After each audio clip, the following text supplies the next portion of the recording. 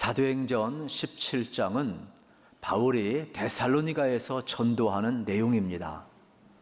그리고 바울이 1차, 2차, 3차 전도여행을 하고 4차 때 로마로 압송되어서 또 이태 동안 로마에서 사역을 감당하다가 순교하지만은 오늘 본문의 내용은 2차 전도 여행의 내용이 되겠습니다. 그리고 바울은 가는 곳곳마다 예수의 복음을 전했는데 사람들이 회심을 하고 교회가 세워지기를 시작을 합니다. 그러면 특별히 바울이 가는 곳곳마다 교회가 세워졌다 이야기를 하는데, 오늘 우리가 사도행전 강해를 계속하는 이유는 바로 성경에 나와 있는 교회가 무엇인가, 또 우리 주님의 심장 속에 있는 그 교회가 무엇인가를 알기 위해서 그런 것입니다. 오늘 본문을 통하여서 우리는 교회가 무엇인지 발견하기를 원하는 것입니다. 왜냐하면 예수님께서 이 땅에 오신 목적은 우리를 구원하사 여러분 함께 교회를 세우기 위해서 오셨기 때문에 그렇습니다.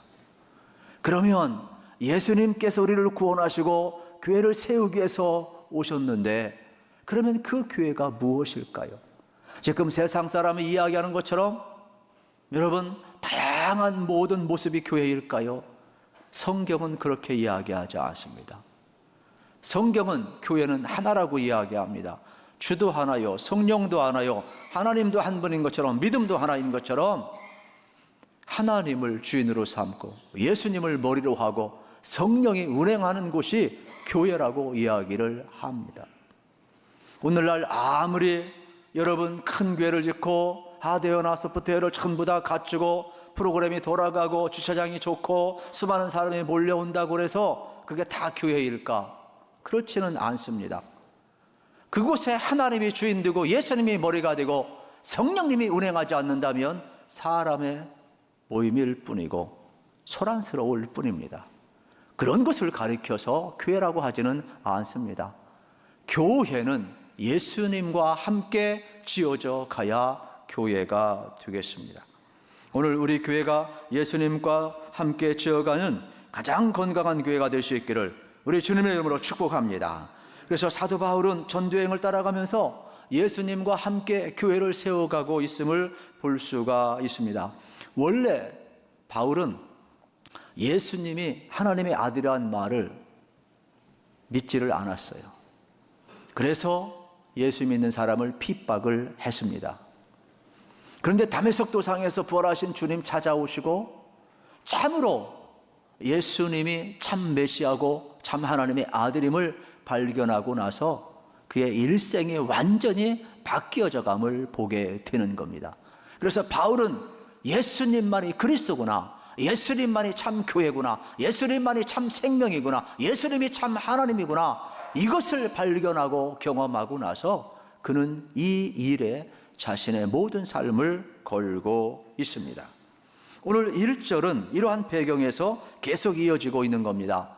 그들이 암비볼리와 아볼로니아로 다녀가 데살로니가 이르니 거기 유대인의 회당이 있는지라 그랬습니다. 지금 빌립보에 있다가 암비볼리와 여러분 아볼로니아로 거쳐서 데살로니아로 가고 있어요. 그러면 빌립보에 왔을 때에도 자기 계획입니까? 아니잖아요. 이미 사도행전 16장에서 바울과 실라는 아시아를 향한 선교 계획을 가졌지만 성령님은 마게도냐 한 사람의 환상을 보여주면서 건너와서 우리를 도우라. 그래서 선교의 방향을 유럽으로 틀어버립니다. 그리고 성령 앞에 민감했던 바울 일행은 자기 계획을 내려놓고 여러분 어떻습니까? 마게도냐로 왔어요. 그곳엔 회당이 없었나 봅니다. 그래서 강가에서 이제 거닐고 있는데 루디아를 만나서 복음을 전하게 됩니다. 그리고 길을 걸어가는데 귀신 들린 한 아이가 쫓아옵니다. 너무나 불쌍히 여기서 참 안타까워서 예수 그리스도의 이름으로 그를 온전케 하고 귀신을 춥게 합니다. 명령을 합니다. 그런데 이 사건으로 말미암아 소득을 얻고 있던 주인이 바울 일행을 고소를 하게 됩니다. 그래서 어떻게 된 거예요? 결박되고 매를 맞고 빌립보 감옥에 갇혔습니다. 하나님의 은혜로 말미암아 어떻습니까? 바울은 이 빌립보 감옥에서 나오는 기적을 그가 경험하게 됩니다. 그리고 나서 그는 빌립보에 남아있는 것이 아니라 이제 추방을 당하는 내용이 오늘 17장의 내용이 되겠습니다. 그러면 교회라는 것은 뭐냐? 어느 누구도 이 빌립보에 루디아를 통하여서 빌립보 교회가 세워져라 아무도 생각을 못했습니다.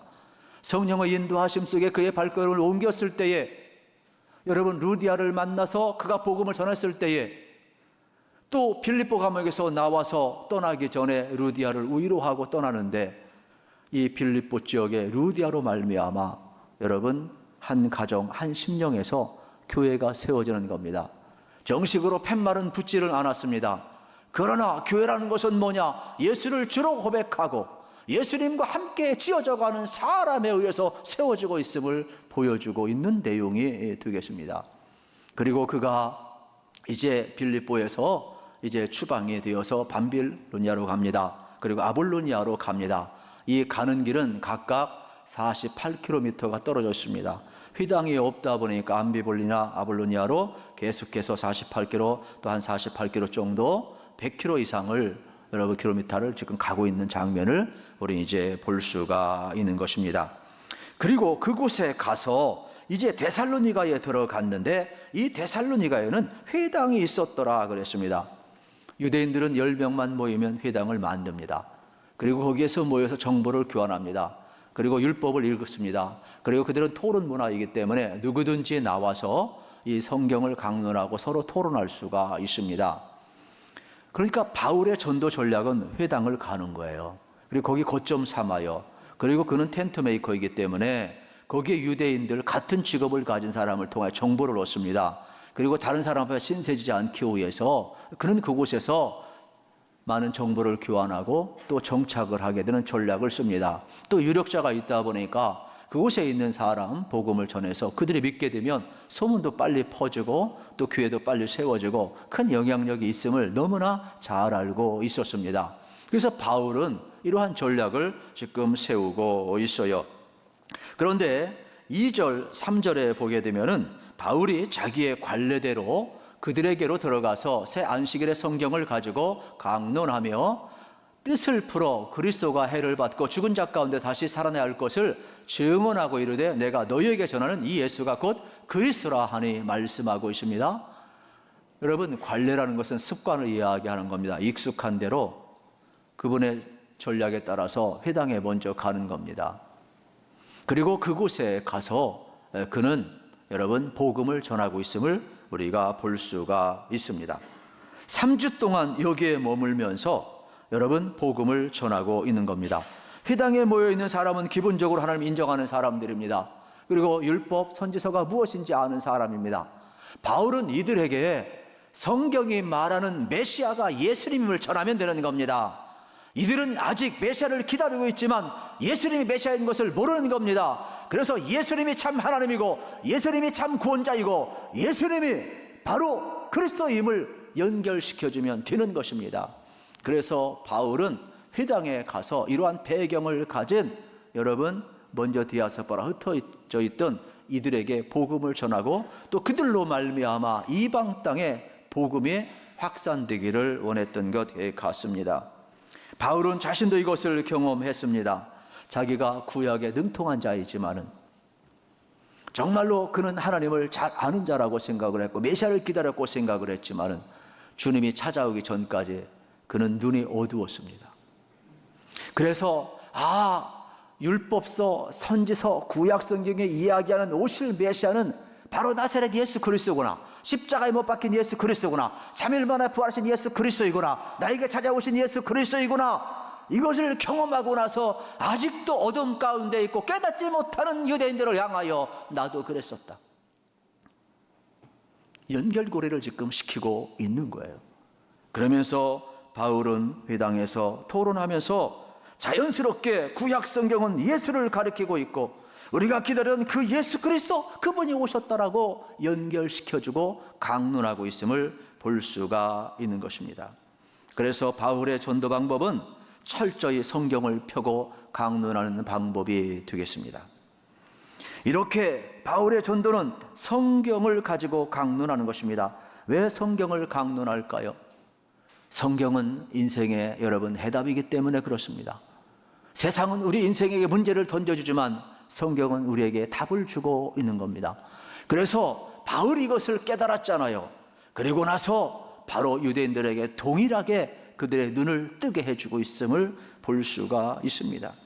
저는 오늘도 여러분 원론적인 이야기 같지만은 성경 읽기가 어려운 시대이지만은 성경을 좀 가까이 하시고 성경을 좀 많이 읽으셔서 여러분이 능력도 경험하시고 또 다시 한번 여러분의 영역의 유익을 꼭 취하시기를 우리 주님의 이름으로 축복합니다. 9절 10절입니다. 야손과 그 나머지 사람들에게 보석금을 받고 도와주니라. 밤에 형제들이 곧 바울과 실라를 배려하러 보내니 그들이 이르러 유대인의 회당에 들어가니라 그랬어요. 결국 야손이 붙잡혀 갔다가 혼쭐나고 보석금 내고 풀려났어요. 풀려날 때 그냥 풀려났겠어요? 바울과 실라 너희 집에서 내보내라. 여기 데살로니가에서 내보내라. 알았습니다. 어쩔 수 없이 도장 찍고 나왔죠. 그리고 나서 그날 밤에 바울과 실라를 이제 어떻습니까? 베리아로 보내는 장면이에요. 바울과 동행했던 누가는 의사잖아요. 그런데 바울과 늘 동행을 해요. 그래서 하나님은요 외롭게 안 하셔요. 복음의 사람, 하나님의 사람 절대로 외롭게 안 합니다. 아리스다고뿐만 아니라 누가까지도 동행케 하시고, 그래서 우리가 이 바울과 실라 둘만 간 게 아니에요. 이 복음의 역사를 보게 되면 항상 그 곁에 사람을 두는데 바울은 또 냉정한 사람이라 이러한 눈물 콧물 다 생략을 하고 그냥 어떻게 해요? 밤중에 데살로니가를 떠나서 베레아로 갔다 이렇게 딱 단문을 써버리고 있어요. 왜요? 이런 게 다 성령의 역사라는 거예요. 전도인의 가는 길은 성령이 인도하는 대로 순종하며 가야 된다는 거예요. 그래서 초점이 성령의 인도와 복음의 발걸음에 여러분 누가가 초점을 맞추고 있는 장면을 보게 되는 것입니다. 그렇습니다. 이제 그들이 베리아로 갔을 때 베리아 사람들은 어떠냐? 11절에 이렇게 표현을 합니다. 베리아에 있는 사람들은 데살로니가에 있는 사람들보다 더 너그러워서, 이건 개역 성경의 신사적이어서 이렇게 나와요. 간절한 마음으로 말씀을 받고 이것이 그러한가요? 날마다 성경을 상고함으로 그랬어요. 베리아 사람들은요 신사적이에요. 마음이 너그러워요. 그러면서 어떻게 간절히 말씀을 삼아요. 그리고 바울이 전도하고 성경을 풀어줬을 때마다 그 말씀이 진짜 성경의 말씀인가 상고하고 있어요. 고상하게 또 연결하고 연구하고 있음을 우리가 볼 수가 있습니다. 저는 여러분들이 하나님의 말씀을 간절히 사모할 뿐만 아니라 하나님의 말씀을 여러분의 마음에 활짝 열고 넓히셔서 들으시고 이 풍성한 은혜를 누리시고 또 성경을 꼭 상고하셔서 성경을 기준으로 삼기를 축복합니다. 아무리 강단에서 울려 퍼진 말이라 할지라도 성경에서 여러분 근거하지 않는 말이라면 패스시켜야 돼요. 넘기시고 성경에 근거된 말씀만이 하나님의 말씀이니까 그것만 붙들고 우리가 살아가야 됨을 다시 한번 경험하게 되는 것입니다. 결국 말씀을 전하는 자와 말씀을 받는 자가 하나가 될 때 진리를 깨달을 수 있고 우리는 온전히 여러분 은혜를 체험할 수가 있는 겁니다. 그래서 4절과 12절에 데살로니가에서도 다른 사람이 있었고 12절 베리아에서 믿는 사람이 있었더라 그랬어요. 이건 전도의 결과죠. 방해가 있어도요 가는 곳곳마다 짧던 길던 이렇게 여러분 전도의 열매가 있는 것입니다. 오늘 우리가 이걸 좀 믿었으면 좋겠어요. 방해한다고 복음이 막히는 것이 아닙니다. 복음은 성령의 인도하심을 따라 전 세계로 흘러갔고 우리 주변에 복음을 모르는 사람들에게 계속 흘러가고 있음을 발견해야 합니다. 그러므로 오늘의 시대 앞에 우리가 주춤거릴 필요가 없어요. 방해자가 있어도 주춤거릴 필요가 없어요. 우리는 어떡합니까? 바울처럼 가는 겁니다. 하나님이 인도하고 있음을 우리는 알아야 하는 것입니다. 그때 열매도 맺게 되어 있습니다. 그래서 13절 14절에 보면 데살로니가에 있는 유대인들은 바울이 하나님의 말씀을 베리아에서도 전한 줄 알고 거기서도 가서 무리를 움직여 소동하게 하거늘 형제들이 곧 바울을 내보내어 바다까지 가게 하되 실라와 디모데는 아직 거기 머물렀더라 그랬어요. 베리아까지 쫓아와가지고 유대인들이 방해를 해요. 그 이유는 시기심이라는 거예요. 그래서 예루살렘에서부터 여러분 지금 계속해서 바울을 따라하며 괴롭히는 사람이 있어요. 이거는요 불쌍한 사람이에요. 마음에 시기심이 있는 사람은요 불쌍한 사람이에요. 예수 앞에 붙들려야지 왜 마귀 앞에 붙들립니까? 시기는 자기도 파괴를 하고 남도 파멸시키는 거예요. 저는 여러분의 마음 가운데 예수님의 마음이 있기를 축복합니다. 여러분 새 출발하고 싶으면 남을 용서하세요. 용서하면 미래가 열려요. 용서하지 않으면 미래가 안 열려요. 과거에 묶여 있으니까. 그래서 예수님은 결박을 풀어주는 거예요. 그래서 십자가는 사랑과 용서인 거예요. 그래야만이 우리의 삶 관계가 회복되고 미래가 열려짐을 여러분 꼭 알으셔야 돼요. 15절 읽고 끝냅시다. 15절입니다. 바울을 인도하는 사람들이 그를 데리고 아덴까지 이르러 그에게서 실라와 디모데를 자기에게로 속히 오게 하라는 명령을 받고 떠나니라. 지금 베레아에서도 또 떠나야 돼요. 아덴까지 가요. 그리스의 아테나를 이야기하겠죠. 여러분 지금 바울은 표면적으로는 핍박을 피하여서 또 거기에 있을 수 없어서 계속 이동하고 도망가는 것 같지만 그 발걸음 인도하시는 분은 누구예요? 성령님이에요. 바울은 어디를 향해서 가고 있어요? 이제 데살로니가, 베리아, 아덴, 이제 로마를 향하여 가고 있음을 봅니다. 그토록 가기를 원했던 그 로마, 그래서 로마를 거점으로 말미암아 세계의 복음이 흘러가기 원하고 스페인 이 사바나를 향하여 가고 있는 이 바울의 일정을 보게 되는 겁니다. 우리도요 한 걸음 한 걸음 내가 가는 것 같지만 그렇지 않습니다.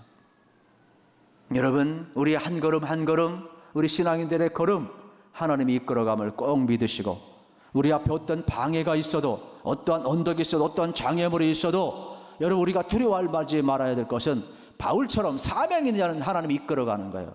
그래서 여러분의 발걸음 아무도 멈추게 할 수 없음을 꼭 깨달으시고 여러분 담대하게 걸어가시기를 축복합니다. 오늘 504주년 종교개혁절인데 다 말씀드리지는 않겠어요. 우리가 1517년 루터의 95개 조항을 비롯해서 여러분 말씀으로 돌아가는 운동, 성경으로 돌아가는 운동, 오직 믿음으로 돌아가는 운동이 펼쳐지면서 여러분 다시 한번 개혁하는 신앙이 일어났는데 이보다도 더 앞서서 여러분 이 체코의 얀 후스라는 사람이 있어요. 이 사람은 1372년에서 1415년경에 여러분 역사 속에 등장한 인물인데 이분은 먼저 개혁자들보다도 먼저 앞서서 똑같은 개혁을 한 사람이에요. 개혁의 원주죠. 그러면서 얀 후스는 여러분 이 교황 제도를 거부를 해요. 오직 예수님만 우리의 만왕의 왕이심을 선포를 해요. 그리고 그 당시 철저하게 이제 이종 교배를 합니다. 그 당시는 성찬을 할 때 사제들은 떡과 포도주를 다 했고 또 성경을 독점을 했지만 일반 성도들에게는 그만큼 또 나름대로 많이 세월이 흘러가면서 왔는데 1373년 그때 여러분 겨우 이 야누스에 의해서 성찬 그러니까 포도주까지 나누어주기 시작을 한 거예요. 단종 교배였거든요. 그래서 이종 교배로 하는 거예요. 분병과 분잔이 그때 이루어진 거죠. 그러다 보니까 난리가 났죠. 그리고 오직 성경만이 유일한 신앙의 표준임을 똑같이 선포하게 되는 겁니다. 결국은 종교회의에 회부되고 그가 1315년에 결국은 화형에 처해지게 됩니다. 그리고 그가 화형에 처해진 지 여러분 500년이 지난 바로 몇 년 전에 체코에서는 여러분 광장에 야누스의 동상을 세워두었습니다. 그는 화형에 처해지면서 유명한 말을 했습니다. 오늘 당신들은 한 마리의 거위를 태우지만 100년 뒤에 백조 한 마리가 나타날 것인데 당신들은 그 백조를 결코 구워 먹지 못할 것이다. 여기서 거위라는 것은 여러분 얀 후스 뜻이 거위라는 뜻이 있답니다. 그래서 지금은 너희들이 나를 화형에 처하지만은 그러나 이것이 여러분 씨가 되고 세월이 되어서 얼마 안 가서 다시금 어떻게 된다는 거예요? 오직 성경, 오직 믿음, 오직 하나님의 말씀만이 우리의 참 신앙이고 기준임을 드러나게 되는데 그때에는 너희들이 어찌하지 못할 것이다. 정말로 그대로 되었어요. 실질적으로 조롱하던 그들 어떻게 되었을까요? 얼마 안 가서 여러분 개혁이 일어나고 전부 다 새로운 물결이 일어나게 된 겁니다. 그리고 야누스는 보헤미아에서 체코로 자기 자국어로 설교를 했어요. 그리고 성경을 또 번역을 하면서 하나님의 말씀을 전달을 했습니다. 오늘 우리가 여러분 성경을 자국어로 번역할 수 있고 성경을 읽을 수 있다는 것, 설교를 들을 수 있다는 것, 성찬을 할 수 있다는 것 얼마나 큰 은혜인지 모릅니다. 그러면서 그 동상에 하나를 새겨놓았는데 이렇게 새겨놓았어요. 진리를 사랑하고 진리를 말하고 진리를 행하라. 여러분 그 시대에 여기 진리는 예수님이잖아요. 말씀이잖아요. 예수님을 사랑하래요. 예수님을 말하래요. 진리를 말하래요. 예수님 안에서 행하를 살라라는 거예요. 오늘 우리도 마찬가지예요. 이 시대를 보면 우리가 고발할 게 얼마나 많아요. 여러분 우리의 분노가 하늘을 찌를 수밖에 없잖아요. 공의가 무너지고 정의가 무너지고. 여러분 오늘 우리 사회 속에서 삼척종자도 다 아는 세상인데 언론은 엉뚱한 짓만 하고 있잖아요. 여러분 입법, 사법, 행정 뭐가 정의로운 게 뭐가 있어요?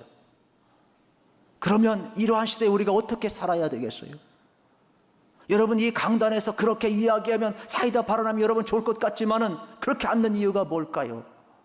이 세상의 공의와 정의가 무너져도 이 세상을 살릴 수 있는 것은 우리의 분노찬 고발이 아니라 이 불의한 세상, 이 죄악된 세상을 덮고도 남을 수 있는 세상의 원리를 뛰어넘는 하나님의 사랑의 원리, 십자가의 원리가 있기 때문에 그런 거예요. 죄인들에게 여러분 십자가에서 피 흘려 죽으시면서 우리의 죄를 드러내시고 그 죄를 대신 처리하신 예수님이 계시기 오늘 우리를 새롭게 할 건도 십자가와 부활의 복음이고 이 불의한 세상을 새롭게 할 것도 십자가와 부활의 복음이기 때문에 우리는 복음을 선포하는 거예요. 그러므로 여러분을 덮은 이 사랑의 원리가 여러분 십자가의 원리가 죄악에서 건져내고 여러분을 의롭게 만드는 것처럼 이 불의한 세상에서도 십자가와 부활의 복음의 원리가 이 땅을 덮어서 이 불의와 정말로 이 말도 않은 세상에서 우리를 건지는 구원의 역사가 일어나기를 축복합니다. 그래서 철저히 여러분 성경의 원리를 가지고 하나님의 말씀의 원리를 가지고 오늘도 나로부터 새로워져서 이 시대를 새롭게 할 수 있는 계속 개혁되어가는 아름다운 신앙에 여러분 발걸음이 멈추지 아니하고 끊임없이 바울처럼 열정을 가지고 하나님 나라에 살아갈 수 있는 복음의 전달자들이 다 되시기를 우리 주님 이름으로 축복합니다.